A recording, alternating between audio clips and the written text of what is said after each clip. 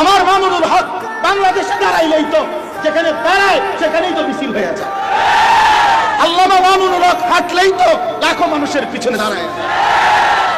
তাইলে এটা আবার বলতে হয় নাকি? মামুনুল হককে চেনো না? শেখুল হাদিস আল্লামা আজিজুল হকের সন্তান চেনো না? ওলামায়ে কেরাম এখন তৃতীয় পক্ষ হয়ে গেছে। ওলামায়ে কেরাম এখন চিনে না। এই বাংলাদেশের 16 বছরের ফ্যাসিস্টে, এই জালেমের জুলুমবাজের জুলুম ওলামায়ে কেরাম সহ্য করে নাই।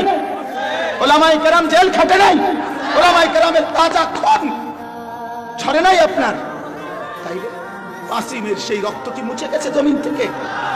2013 সালের পাসিমের রক্ত আল্লাহ রাসূলের ইজ্জতের জন্য, দ্বীনের জন্য, কালেমার জমিন, হেফাজতে ইসলাম, ইসলামের পবিত্রতার জন্য রক্ত ছড়িয়েছে।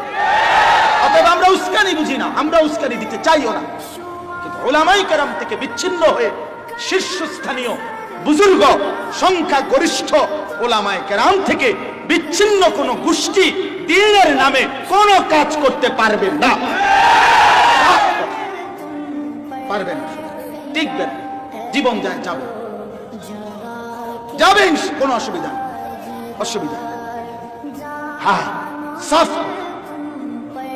তার আকীদা বিচ্যুত আকীদা, সাদের আকীদা ভ্রান্ত আকীদা। তার আকীদার সাথে দ্বন্দ্বের কারণে আমাদের দ্বন্দ্ব, আর কিচ্ছু না। তুমি তোমার প্রতিটা আকীদা ঠিক করো। তুমি সাহাবায়ে কেরামের বিরুদ্ধে কথা বলো, তুমি আম্বিয়া নবীদের বিরুদ্ধে কথা বলো, তুমি ওলামায়ে কেরামের বিরুদ্ধে কথা বলো, এরপরেও ইমানদার কেমনে এটা মেনে নিতে পারে না? দাওয়াত ও তাবলীগ ভিন্ন একটা, মাদ্রাসা ভিন্ন, কওমি মাদ্রাসা আলাদা, ওলামায়ে কেরাম আলাদা, এটা বুঝি কোনো কথা হইল? এটা বুঝি দাওয়াত, তাবলীগ, তালিম, তাজকিয়া, জিহাদ, মাদ্রাসা, মসজিদ, খানকা, ইমাম, মুয়াজ্জিন, মুসল্লি সব এক সূত্রে গাঁথা, এক সুতোয় গাঁথা। আলাদা করার সুযোগ নেই, আলাদা করার সুযোগ।